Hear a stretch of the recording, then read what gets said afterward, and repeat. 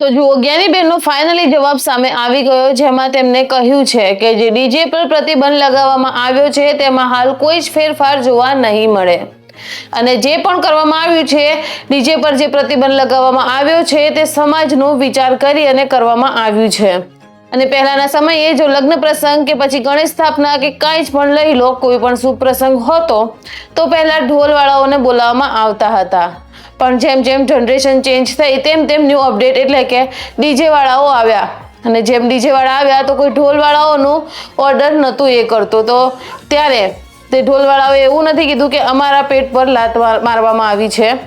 એમને સપોર્ટ કર્યો અને સામે સમજ્યા પણ છે। પણ આજે જો ડીજે બંધ થયું તો લોકો ખૂબ જ ભડકી ઉઠ્યા છે અને કહી રહ્યા છે કે તમે જે આ કર્યું છે તે ખૂબ જ ખરાબ કર્યું છે, ડીજે વાળા જોડે તેમના પેટ પર તમે લાત મારી રહ્યા છો।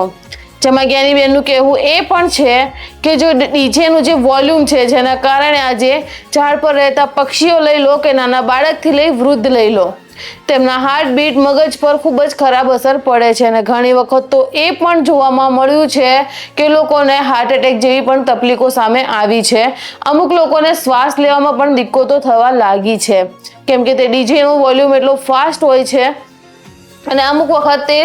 ડીજેનું જે વોલ્યુમ છે તેને ખૂબ જ પ્લસમાં લઈ જવામાં આવે છે, એટલે કે જ્યારે કોઈ જાન જતી હોય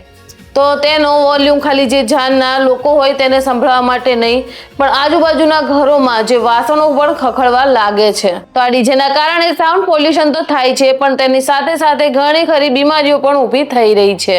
તો જોવા જઈએ તો જેને પ્રતિબંધ લગાવ્યો છે તેમને પણ કોઈ જ ખરાબ કામ નથી કર્યું, તેમને પ્રતિબંધ લગાવવા પર નાના છોકરાથી લઈ વૃદ્ધ અને સાથે સાથે પક્ષીઓનો પણ વારામાં વિચાર કર્યો છે।